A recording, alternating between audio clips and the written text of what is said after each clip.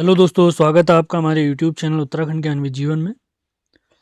Important GK topic series जो कि हमने आगामी अपनी परीक्षाओं को देखते हुए स्टार्ट की थी, आज देखेंगे उसका तीसरा लेक्चर। तो आज हम देखेंगे जैन धर्म से रिलेटेड सारे महत्वपूर्ण फैक्ट। इससे पहले के वीडियोस के लिंक डिस्क्रिप्शन में दिए हुए हैं और जो सीरीज़ हमारी लगातार चलती जा रही है उनके लिंक भी डिस्क्रिप्शन में दिए हुए हैं। सेशन पसंद आते हैं तो लाइक और शेयर ज़रूर करना है। तो स्टार्ट करते हैं आज का लेक्चर, जैन धर्म। तो जैन धर्म हमारा प्राचीन भारत के अंतर्गत एक टॉपिक आता है। तो पहला पॉइंट देखते हैं, जैन शब्द जिन शब्द से बना हुआ है जिसका अर्थ होता है विजेता। जैन धर्म के कुल अगर गुरु कहें या तीर्थंकर कहें कितने हुए अगर पूछते हैं तो आपने ध्यान रखना है 24 तीर्थंकर रहे हैं।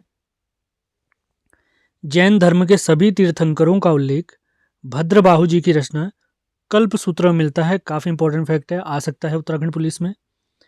अगला देखते हैं, इसके संस्थापक कौन है जैन धर्म के, तो ये माने जाते हैं ऋषभ देव या आदिनाथ जी। ये पहले तीर्थंकर हैं।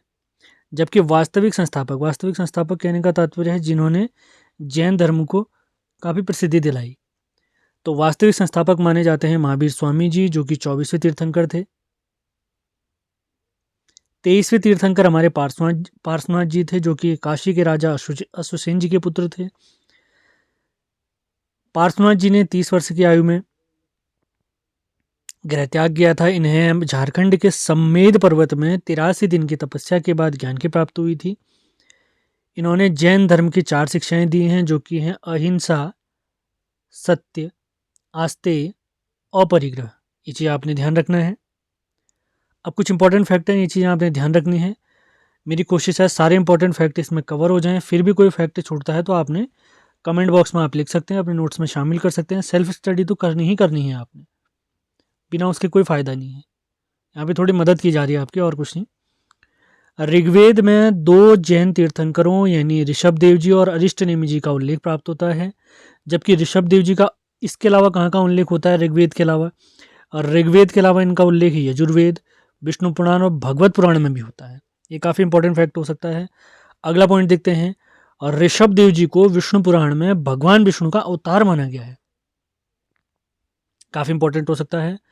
पार्श्वनाथ जी के जैन तीर्थंकर पार्श्वनाथ जी के शिष्य निर्ग्रंथ कहलाए, आपने ध्यान रखना है। अब लेते हैं सारी जानकारी हम अपने महावीर स्वामी जी के बारे में।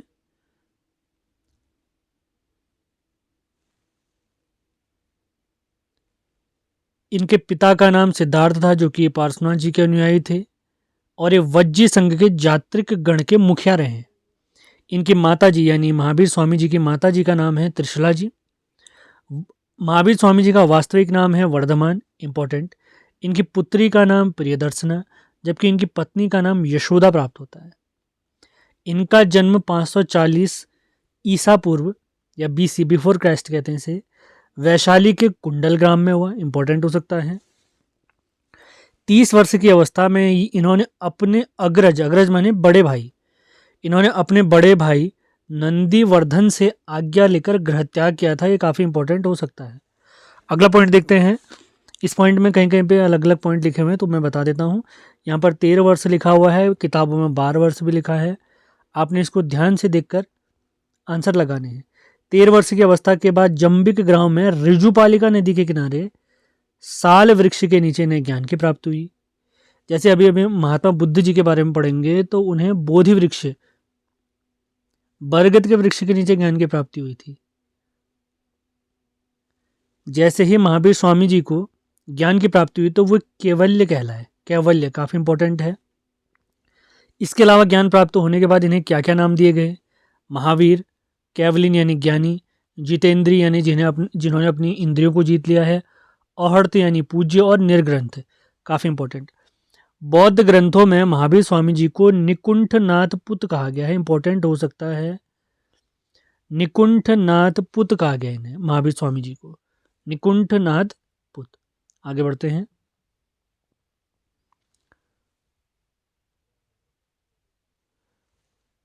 महावीर स्वामी ने अपना पहला उपदेश राजगीर के विपुलचूल पहाड़ी पर दिया। इनके उपदेश अर्धमागधी या प्राकृत भाषा में प्राप्त होते हैं। संस्कृत यानी सबसे पुरानी भाषा संस्कृत मानी जाती है। संस्कृत के बाद पाली, पाली के बाद प्राकृत का ही नंबर आता है। इनके पहले शिष्य इनके दामाद जमाली थे, जबकि इनकी पहली शिष्या चंदना, जो कि चंपा नरेश दधिवाहन की पुत्री थी। इंपॉर्टेंट फैक्ट हो सकता है। इन्होंने अपने समस्त शिष्यों को 11 गणधरों, 11 मुखियाओं में बांटा।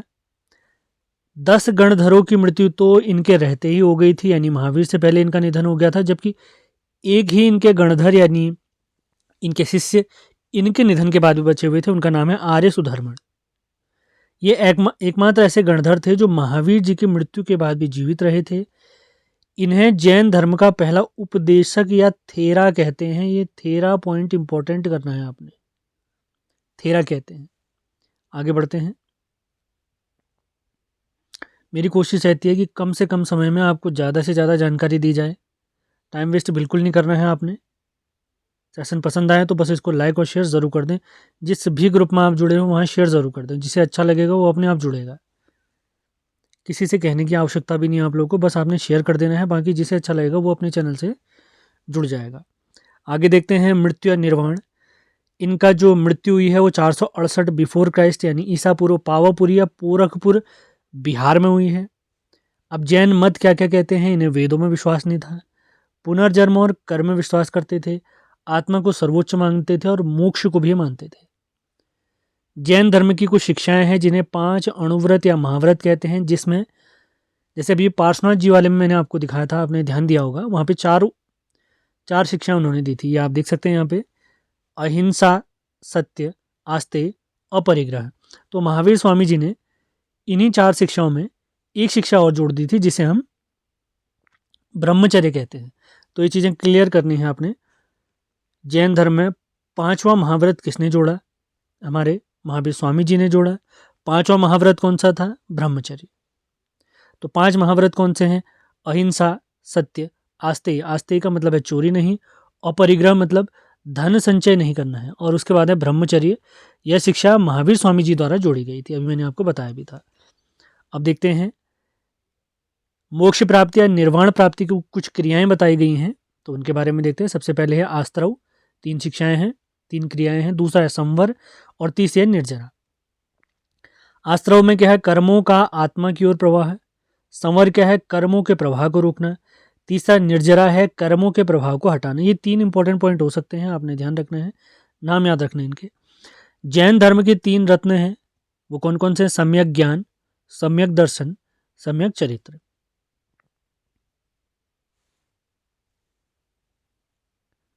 जैन धर्म के कुछ प्रमुख अनुयायियों के बारे में भी देख लेते हैं, और इसके अलावा जो जो इंपॉर्टेंट पॉइंट हो सकते हैं। जैन धर्म के अनुयायियों को 4 भागों में बांटा गया है। कौन कौन से हैं? भिक्षुक, भिक्षुणी, श्रावक, श्रावकी। भिक्षुक और भिक्षुणी, इन्हें 5 अणुव्रत या महाव्रतों का पालन करना है, जो अभी महावीर स्वामी वाले में हमने देखे थे। श्रावक और श्रावकी, इन्होंने केवल 4 महाव्रतों का पालन करना है, यानी ब्रह्मचर्य को छोड़कर सभी अणुव्रतों का पालन करेंगे। अणुव्रत कौन कौन से थे अभी आपको फिर से बता देते हैं, आपने देखे होंगे, यहाँ पे मैंने आपको बताए थे। अहिंसा, सत्य, आस्तेय, अपरिग्रह, ये 4 पहले से थे, 5वां हमारे महावीर स्वामी ने जोड़ा है। अब देखते हैं जैन संगीतियों के बारे में। संगीति का मतलब होता है मीटिंग, सम्मेलन। जैसे बौद्ध संगीतियाँ 4 हुई हैं, उसी प्रकार जैन संगीतियाँ 2 हुई हैं। तो सबसे पहली हुई है 300 ईसा पूर्व पाटलिपुत्र में, ये चंद्रगुप्त मौर्य के समय हुई है। इस अधिवेशन की अध्यक्षता की थी भद्रबाहु ने और स्थूलभद्र जी ने। इसी समय जैन धर्म 2 भागों में विभाजित हो गया था। तो कहते हैं कि इस समय पे मगध वाले रीजन में काफी भयानक अकाल पड़ा था, तो उसी वजह से कुछ लोग ये क्षेत्र छोड़ के कर्नाटक की तरफ चले गए थे। उसी को हम देखने वाले हैं। तो अगला पॉइंट है, तो ये 2 भागों में जैसे जैन धर्म डिवाइड हुआ है, तो सबसे पहला है दिगंबर और दूसरा है श्वेतांबर। दिगंबर, दिक माने दिशाएं, अंबर माने वस्त्र, यानी दिशाएं ही जिसका वस्त्र है। तो भद्रबाहु के अनुयायी व प्राचीन जैन धर्म के अनुयायी ये नग्न अवस्था में विचरण करते थे। और श्वेतांबर या श्वेत, श्वेत माने सफेद, अंबर माने होता है वस्त्र। आप लोग के लिए एक सवाल है, आपने बताना है पीतांबर, पीतांबर किसे कहा जाता है, किसका पर्यायवाची है कह सकते हैं? तो श्वेतांबर हैं स्थूलभद्र के अनुयायी। ये जैन धर्म की एक नई शाखा थी, आपने ध्यान रखना है। तो पहली जैन संगीति हमने देखी 300 ईसा पूर्व। अब दूसरी जैन संगीति देखते हैं जो कि सन 513 ईस्वी में वल्लभी नगर या वल्लभी में गुजरात में हुई है। इसकी अध्यक्षता देवदरधिणी या क्षमा श्रमण ने की है। और अंतिम पॉइंट है आज के लेक्चर का, जैन साहित्य को आगम भी कहा गया है, इंपॉर्टेंट हो सकता है। तो इसी के साथ आज का हमारा लेक्चर समाप्त होता है। उम्मीद है सेशन पसंद आए होंगे। तो आप लोग के लिए बहुत अच्छे अच्छे वीडियो और भी लाए जाएंगे। बहुत सारे वीडियोस आ चुके हैं, कुछ करंट अफेयर की नई सीरीज भी हमने स्टार्ट कर दी हैं। तो लगातार वीडियो आपने फॉलो करने हैं। कम समय में आपको ज़्यादा ज्ञान दिया जा रहा है। नोट्स बनाने हैं, वीडियो ध्यान से सुनने हैं, बार बार सुने, क्योंकि मेरी कोशिश रहती है वीडियो 5 से 10 मिनट के बीच में ही बन जाए, जिससे वीडियो को क्या है मैं दिन में 4-5 बार सुन भी सकता हूँ, छोटे वीडियोस को। तो सेशन पसंद आते हैं तो लाइक और शेयर ज़रूर करें, नए हैं तो सब्सक्राइब करें। मिलते हैं अगले वीडियो में। धन्यवाद।